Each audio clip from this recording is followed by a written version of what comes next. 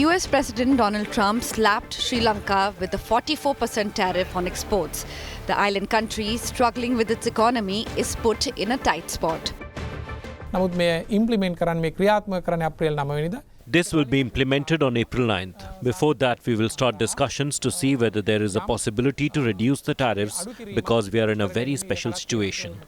Although we have a very favorable trade balance, we are tied up with an IMF program and the country has been stabilized after an economic crisis. ලංකාව ජාත්‍යන්තර මූල්‍ය අරමුදලත් එක්ක ගැට ගැහුණු වැඩසටහනක් එක ඉදිරියට යන්නේ. Sri Lanka declared bankruptcy and entered an agreement with the International Monetary Fund in 2022. Debt repayments are due to start in 2028. Key Lankan industries in a structured IMF recovery program, such as garment, rubber, and some agriculture categories, may get hit hard by Trump's tariffs. I would consider it serious because we are still at the tail end of the stabilization process, and our debt repayment will start in 2028, and the apparel industry, the rubber industry, and some of the agricultural products were the main categories that we were looking for expanding. And out of our exports, about 20% to 25% is for the US markets. So at the early stages, having this impact of 44% tariff on most of these products is definitely going to impact the growth of those sectors so as for our exports, which will impact our dollar inflow. So I would rate it quite serious.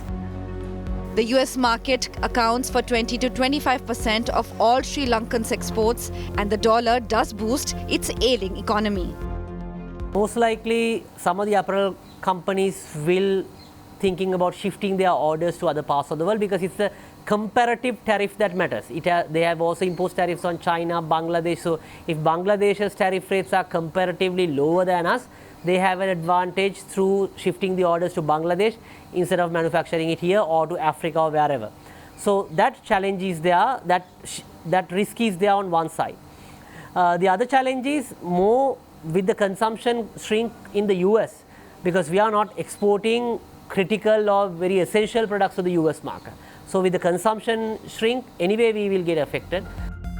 India has been a constant support for Sri Lanka. The overall Indian credit assistance to Sri Lanka amounts to over $7 billion US dollars, including concessional loans, deferment of payment, and swap agreements.